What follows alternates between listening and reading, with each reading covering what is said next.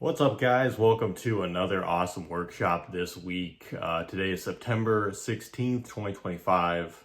Today we're going to be discussing battling a negative mindset as a musician, artist, whatever you are. Something that I think everybody deals with from time to time throughout their journey. It's definitely something I've dealt with over the years. Especially early on in my music journey, a lot of, battling self-doubt, just having to overcome, imposter syndrome. And not only that, but I think just surrounding myself with the right people and also listening to people that had constructive things to say. Um, because I think a big part of this is the energy that you surround yourself with. If you're always surrounded by negative energy, chances are that's going to affect you in a negative way as well. So being able to, kind of distance yourself from certain individuals as much as you can is a big thing. That's definitely something that I've found true in my own journey. And it's definitely it's been a long road for sure. I mean, I look back, 10 plus years ago at my mindset and really just how I approached life in general, not just music, and not just my passion, but just how I approached life.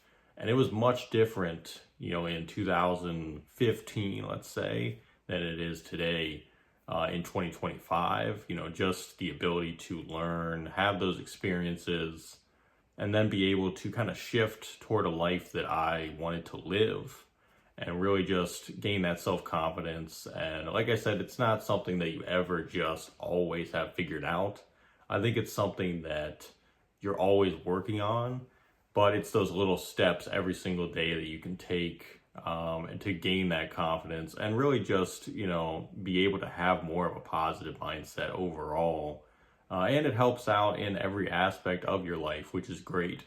So today we're going to be talking, or we're going to be reading this article from Bandzoogle. Obviously, we've been doing a lot of these Bandzoogle ones because they are I like the fact that they are very concise, but they put a lot of cool information and very important stuff in there.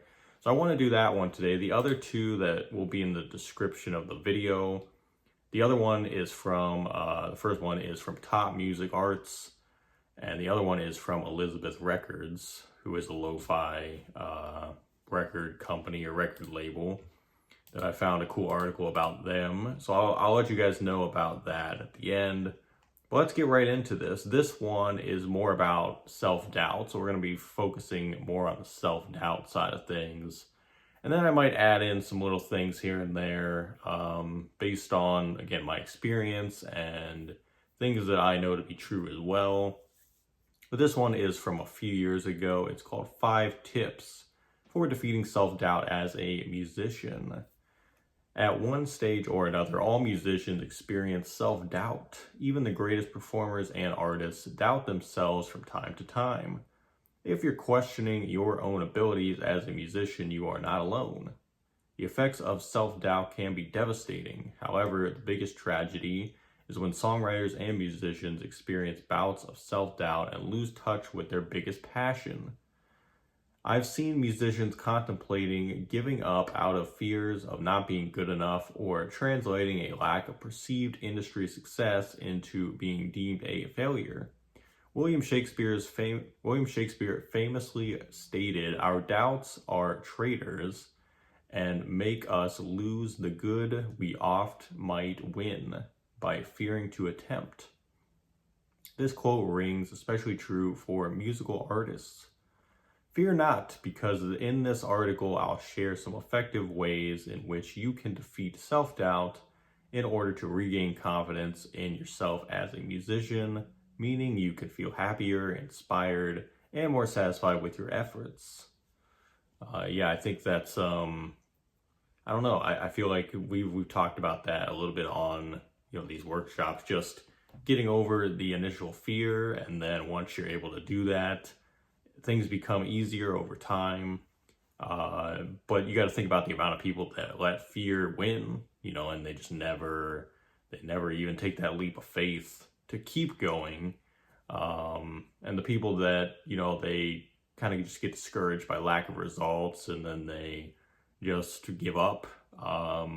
And that's, again, I think that's something that early on you have to get used to because, getting told no, getting rejected, that happens all the time. That still happens to me today. I'm almost 10 years in. I still get rejected, told no constantly.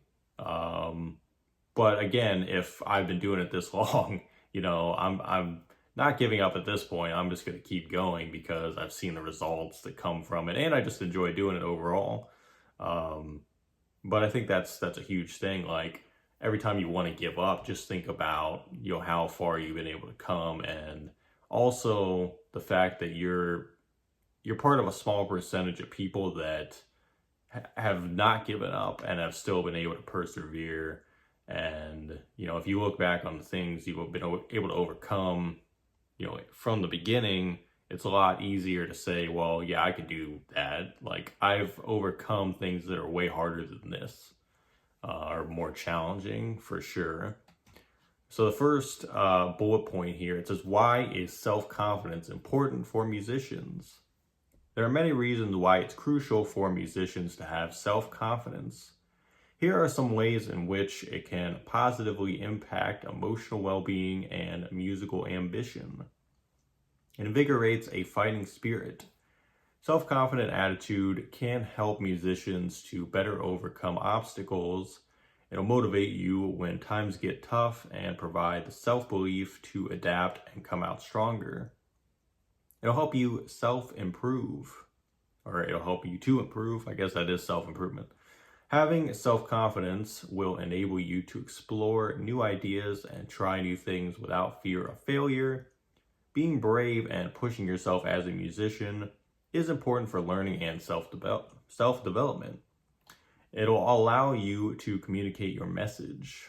Only you can share your vision and deliver your message through music.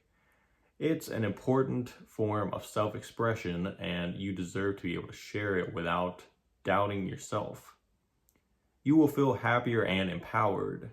Greater self-confidence can improve your overall self-worth and can offer greater peace of mind. In addition, you'll be more likely to approach new challenges with a positive mindset and feel better equipped to reach your goals. So again, like I was talking about with the whole practice thing, where, you kind of got to go through the trials and kind of go through some crazy shit at the start to, not only gain the appreciation for the good times, but also be able to handle obstacles as they come, because the obstacles never stop. Like, no matter what you've been told, especially when it comes to music, because people will always try to sell you on like some flashy fake reality of what it is to be an artist, what it is to be in the industry, whatever, they're trying to do. None of that is real. Straight up, I'm just going to be upfront with you. If I'm the one breaking the news to you, none of it's real. You're always going to have obstacles. You're always going to have things come up. Even if you are reaching levels of success, you're probably going to have more problems every single year, or more things that you got to deal with every single year.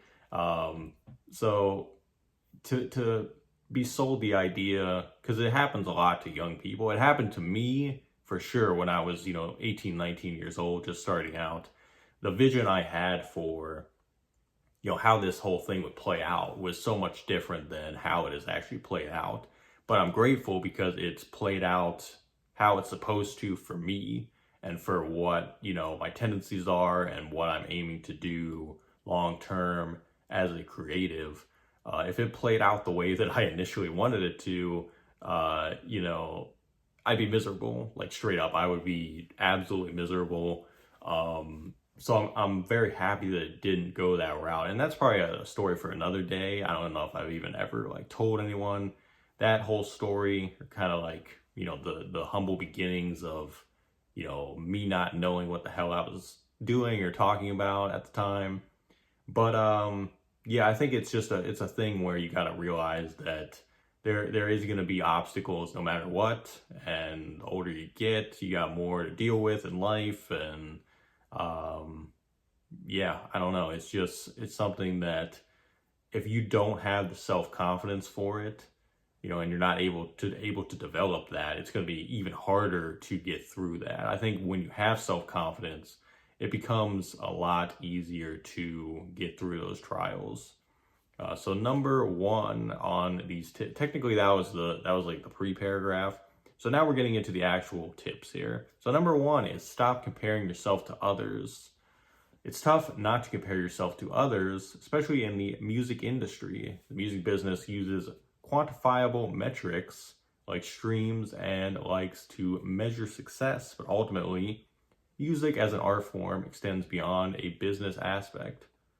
Being an artist means being an authentic version of yourself.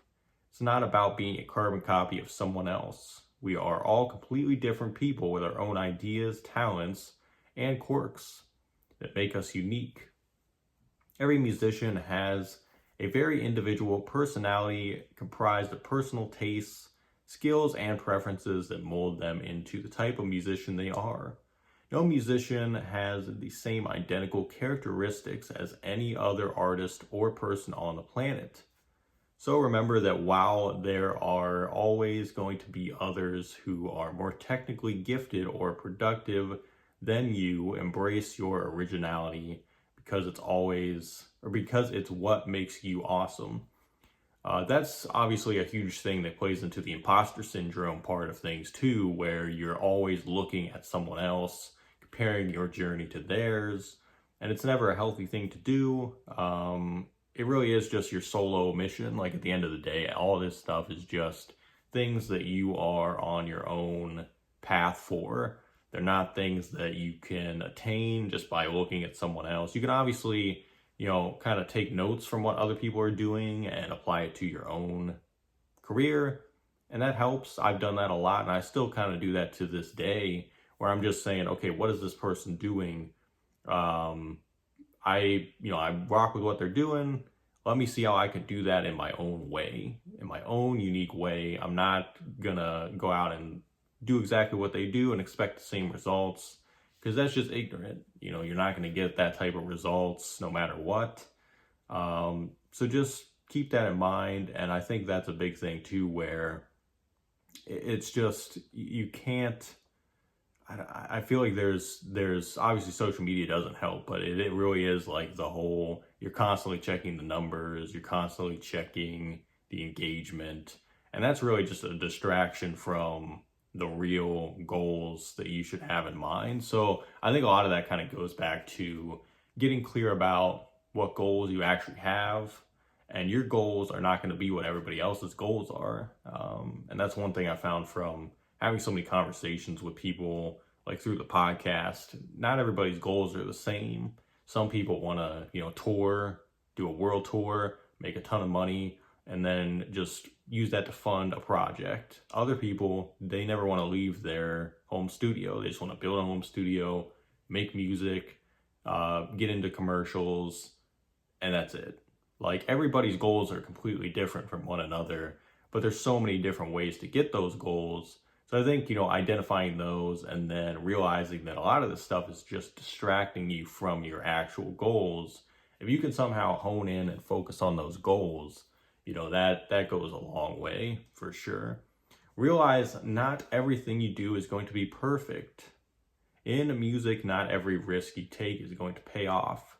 Whether it's experimenting with new sounds or building your artist brand, risks are inherent in music.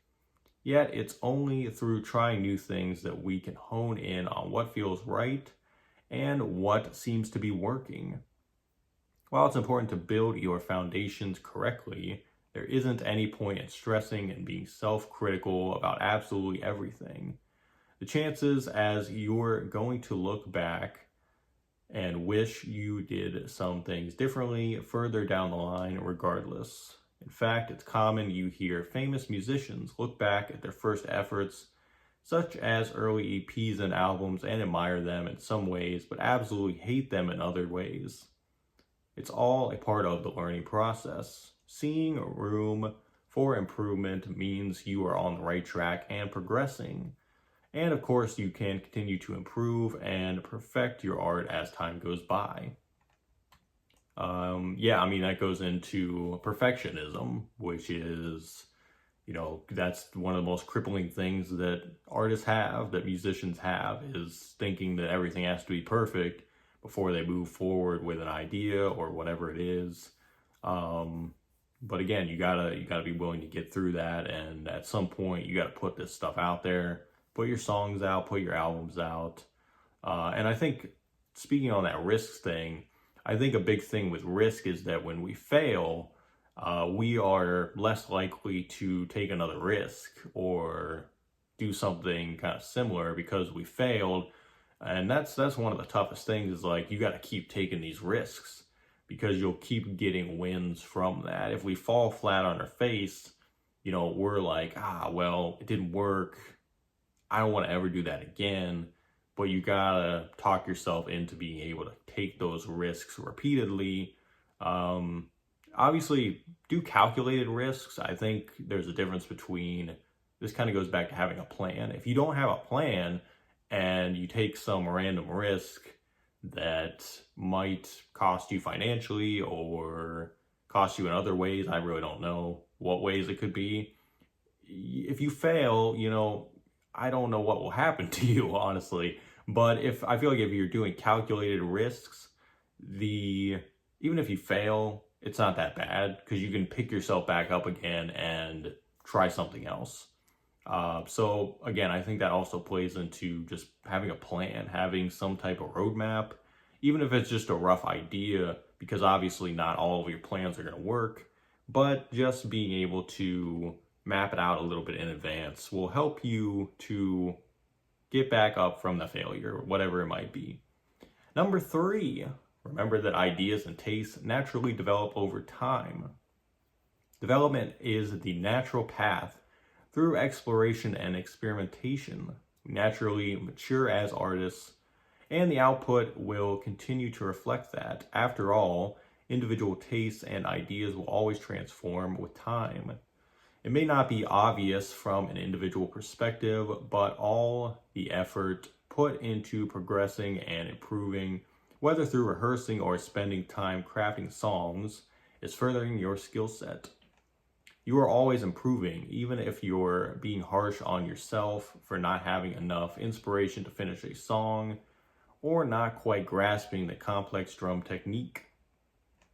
It may be difficult to see your progress when it comes to the bigger picture, but there are things you can do to notice improvement over time and help shrink self-doubt. I like to record and film drum covers. I am able to listen back objectively, and I can generally see some progression as well as discover new ways I could potentially play a part better, or simply improve on the drums. Monitoring progress provides the mind the evidence as to why it should ignore the inner critic and not buy into the false narrative of the self-doubting mind. Something I like to do, I'm not someone that always listens to my music. I really don't go every single day and listen to the stuff I have out there. Because the way I always see it is, my music, I've lived with it. I've heard it a million times before I put it out. If I put it out, it's for everybody else now. Like, they can have it. I'm on to the next thing. But sometimes I will say I go into my Spotify playlist with all my stuff, and I'll just kind of preview some stuff, some old stuff, some material from like 2019, 2020, 2021, kind of just work my way up.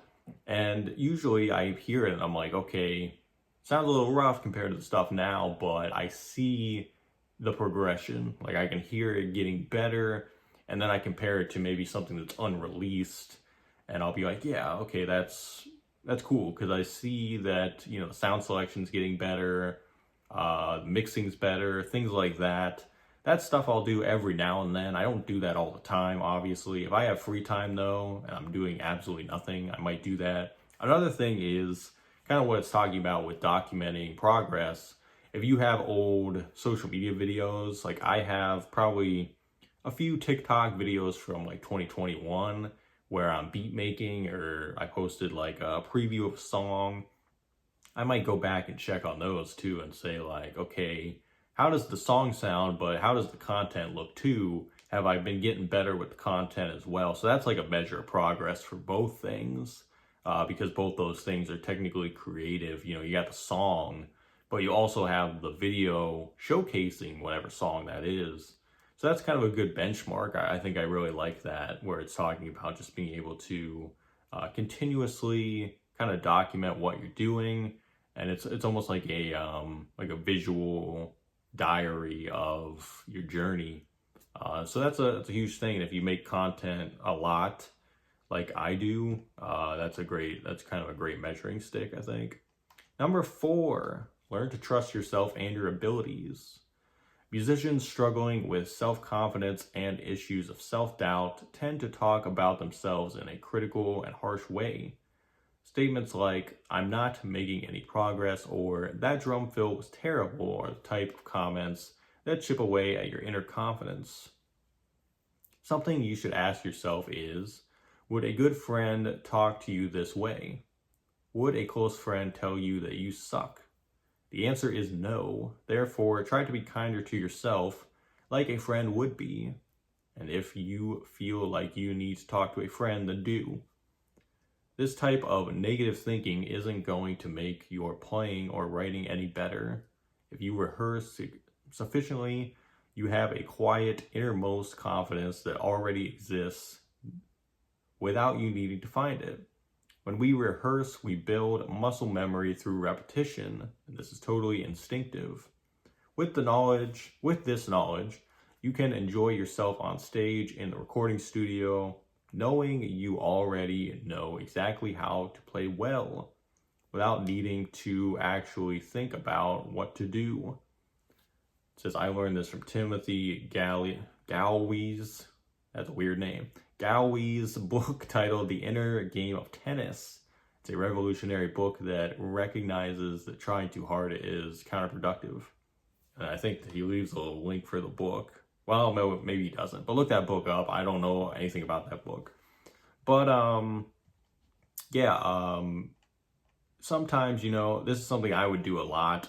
Something I still do, every once in a while. But I know more about this now. I used to really be self-critical, almost in a sarcastic way of saying jokes about myself and things like that. But I think I realized even in joking around, there can be truth in that too. So it can still kind of be damaging when you're talking about yourself in a negative light, and it does kind of seep into what you're doing as a creative in a negative way. So I definitely think there's a ton of power in that, and just being able to try not to do that as much as you can, because I think it's easy to do where we're just like, man, that sounded horrible. I don't know what I was thinking with that. But I think it's more about taking it as, even if you don't like what you're hearing, take it as a learning curve and shift it toward a more positive light of okay, I don't like what I'm hearing here. How can I improve this? Don't tell yourself that you're just terrible and that you can't do it.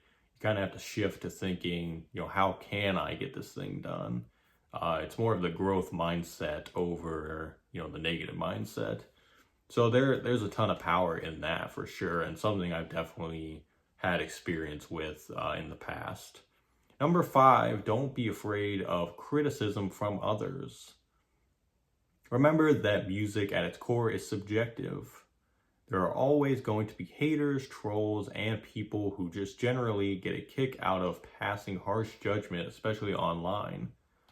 The fact is, not everyone is going to like an artist's music.